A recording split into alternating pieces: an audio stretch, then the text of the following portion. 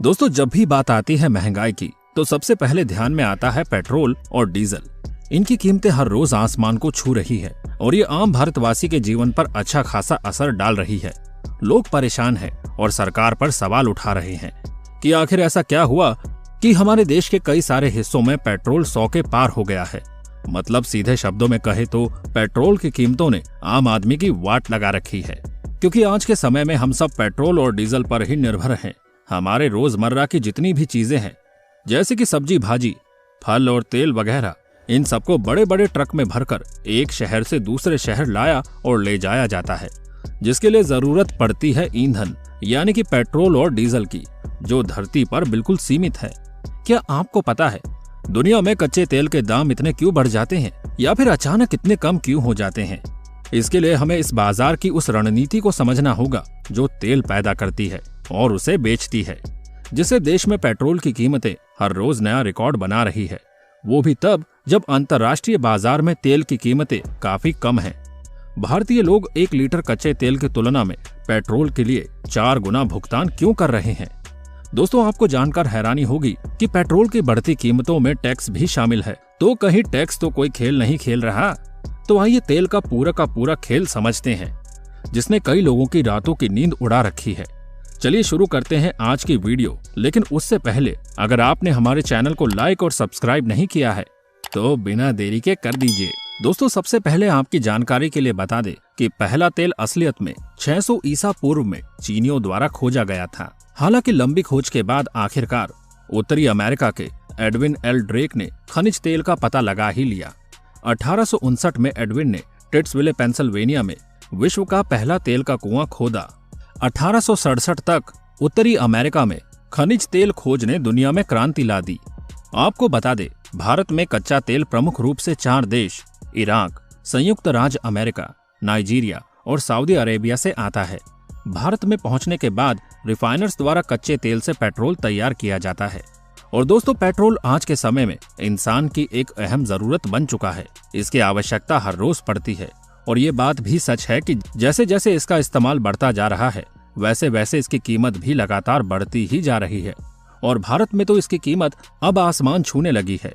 भारत में पेट्रोल की कीमत 100 रुपए को पार कर चुकी है और आने वाले समय में इसके दाम और भी ज्यादा होंगे। आपको बता दे, दुनिया भर में तेल के कारण कई बड़ी बड़ी गाड़ियां, जहाज जैसी चीजें चलती है।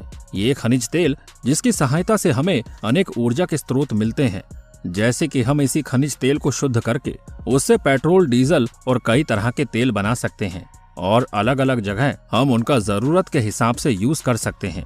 आपको जानकर हैरानी होगी कि पेट्रोल दूसरे देशों से इंपोर्ट किया जाता है, मतलब मंगवाया जाता है। इस वजह से इस पर इंपोर्ट का चार्ज लगता है और आम जनता तक पहुंचते पहुंचते इस पर कई तरह के टैक्स लग जाते हैं, जिस कारण ये पेट्रोल हमें इतना महंगा मिलता है। हमारे देश में तो पेट्रोल की कीमत बहुत ज्यादा है, लेकिन दुनिया के कई देशों में पेट्रोल पानी से भी सस्ता है। जी हाँ, जिन देशों में पेट्रोल का उत्पादन किया जाता है वहां पर पेट्रोल की कीमतें बहुत कम हैं। वैसे आजकल हर किसी के मन में ये सवाल जरूर आता है कि आखिर तेल की कीमतें कैसे तय होती है। कीमतें 2 मुख्य चीजों पर निर्भर करती है। एक अंतर्राष्ट्रीय बाजार में क्रूड ऑयल यानी कच्चे तेल की कीमत और दूसरा सरकारी टैक्स। आपको बता दे, क्रूड ऑयल के रेट पर सरकार का कोई नियंत्रण नहीं है, मगर टैक्स सरकार अपने तरीके से घटा बढ़ा सकती है। यानी जरूरत पड़ने पर सरकार टैक्स कम कर बढ़े दाम से कुछ हद तक जनता को फायदा पहुंचा सकती है। पहले देश में तेल कंपनियां खुद दाम नहीं तय करती थी, इसका फैसला सरकार के स्तर से होता था। मगर जून 2017 से सरकार ने पेट्रोल के दाम को लेकर अपना नियंत्रण हटा लिया। कहा गया है कि अंतर्राष्ट्रीय बाजार में प्रतिदिन उतार चढ़ाव के हिसाब से कीमतें तय होगी। अब आपको बताते हैं कि सरकार पेट्रोल को अपने अंडर में क्यों नहीं लाना चाहती, क्योंकि दरअसल ईंधन पर टैक्स लगाना केंद्र और राज्य सरकारों के लिए राजस्व का एक प्रमुख स्रोत रहा है।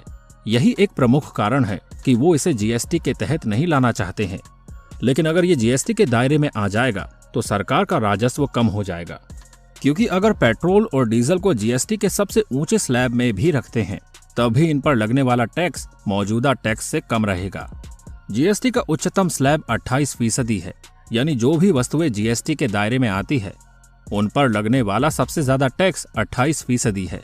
ऐसे में अगर सरकार पेट्रोल और डीजल को 28% जीएसटी वाले दायरे में रखती है, तब भी उसका राजस्व अभी के मुकाबले काफी ज्यादा घट जाएगा। चलिए इसे दिल्ली को आधार बनाकर उदाहरण से समझते हैं। इंडियन ऑयल की वेबसाइट पर 1 अप्रैल 2022 को पेट्रोल और डीजल की कीमतों का ब्रेकअप दिया गया है, जिसके अनुसार यहाँ पेट्रोल की बेस कीमत 53.34 रुपए, माल एक्सपोर्ट आदि खर्च 0.20 रुपए, डीलर के लिए पेट्रोल की कुल कीमत 53.54 रुपए, एक्साइज ड्यूटी 27.90 रुपए, डीलर कमीशन एवरेज 3.38 रुपए और वैट 16.54 रुपए है। इस तरह से ये ग्राहकों के लिए कुल 101.81 रुपए का हो जाता है। ऐसे में जो पेट्रोल डीलर 53.54 रुपए का पड़ रहा है, इसमें 27.90 रुपए एक्साइज ड्यूटी और 16.54 रुपए का वैट सरकार को जाता है। इस तरह से सरकार की कुल 44.44 रुपए प्रति लीटर की कमाई होती है। वहीं अगर पेट्रोल को जीएसटी में लाया गया तो सरकार को मुनाफा नहीं होगा, लेकिन सरकार तो हर चीज में अपना फायदा ही देखती है। आपको बता दें कि अंतर्राष्ट्रीय बाजार में तेल की खरीद बैरल के हिसाब से होती है। एक बैरल में करीब 162 लीटर तेल होता है। आमतौर पर हम जिस रेट में तेल खरीदते हैं, इसमें करीब 35% एक्साइज ड्यूटी और 15% राज्यों का वैट या सेल्स टैक्स, 2% कस्टम ड्यूटी होती है। वहीं डीलर कमीशन भी जुड़ता है।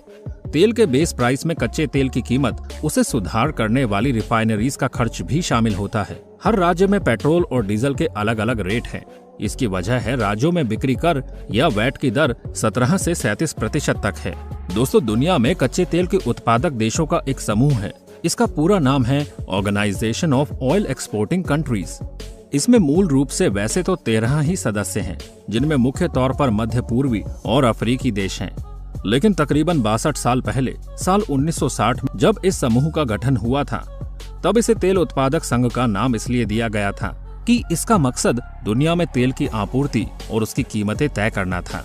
वैश्विक तेल के बाजार की रणनीति समझने वाले विशेषज्ञों के मुताबिक ओपेक प्लस अक्सर अंतर्राष्ट्रीय बाजार को संतुलित रखने के लिए तेल की आपूर्ति और उसकी मांग को अनुकूल बनाने की पूरी कोशिश करता है। लेकिन जब भी कच्चे तेल की मांग में गिरावट आती है, तो वे आपूर्ति को कम करके इसकी कीमतें ऊंची रखते हैं। आप समझ लीजिए कि सारा खेल अर्थशास्त्र के मांग और आपूर्ति से जुड़ा हुआ है। अगर मांग ज्यादा होगी तो कीमतें बढ़ेगी ही। दोस्तों, आपको जानकर हैरानी होगी कि ऊर्जा विशेषज्ञ नरेंद्र तनेजा ने कहा, हमने चुनाव के दौरान पिछले कुछ महीनों में देखा था कि कीमतें नहीं बढ़ी थी। इस बात को नकारा नहीं जा सकता, लेकिन इसके अलावा भी कारण है। उन्होंने बताया कि जब भी तेल बाजार में भू राजनीति से जुड़ी किसी भी तरह की बड़ी हलचल या घटना होती है, तब तेल की कीमतें ऊपर जाने लगती है। इनका मानना है कि तेल की कीमत को एक झटके में भी बढ़ाया जा सकता है, लेकिन अभी कीमतें धीरे धीरे बढ़ रही है। नरेंद्र तनेजा कहते हैं, केंद्र या राज्य सरकार बीच में न आए और टैक्स को कम न करे तो धीरे धीरे ये कीमतें ऊपर की दिशा में ही जाएगी। अब सवाल आता है कि तेल की कीमतों को कैसे कम किया जा सकता है। उसके लिए सरकार को अपने टैक्स कम करने होंगे। केंद्र सरकार एक्साइज को कम करे और राज्य सरकार वैट यानी मूल्य वर्धित कर को कम करे, तब कीमतें कम हो सकती है। लेकिन ऐसा होता अभी नजर नहीं आ रहा और केंद्र सरकारों को पेट्रोल और डीजल से आय पर निर्भरता कम करनी होगी, क्योंकि जिस चीज पर देश की अर्थव्यवस्था टिकी हुई है, वो अगर 86% विदेश से मंगाते हैं, तो इसका मतलब ये हुआ कि हम मोहताज हो गए हैं और मोहताज में अर्थव्यवस्था के ऑप्शन ज्यादा नहीं होते। आप समझ गए होंगे कि जिस तरह से पेट्रोल के दाम बढ़ रहे हैं, आगे जाकर वो कम तो बिल्कुल भी नहीं होंगे, जिसकी बढ़ती कीमतों का असर आम आदमी के ऊपर और उनके घर के बजट पर भी होता दिखेगा। कुछ लोगों को तेल की कीमतें बढ़ने पर यातायात में भी दिक्कत आती है और न जाने किन किन परेशानियों का सामना करना पड़ सकता है। वैसे आपका क्या कहना है इस बढ़ती हुई महंगाई पर? अपनी राय हमें कमेंट करके जरूर बताएं। और आज की वीडियो में बस इतना ही। फिर मिलेंगे किसी रोचक वीडियो में। अगर आपको हमारी वीडियो पसंद आई हो तो वीडियो को लाइक एंड सब्सक्राइब कर दें और साइड में दिख रहे बेल आइकन को जरूर दबा दें, ताकि आने वाली वीडियो का नोटिफिकेशन आपको मिल जाए। देखने के लिए शुक्रिया।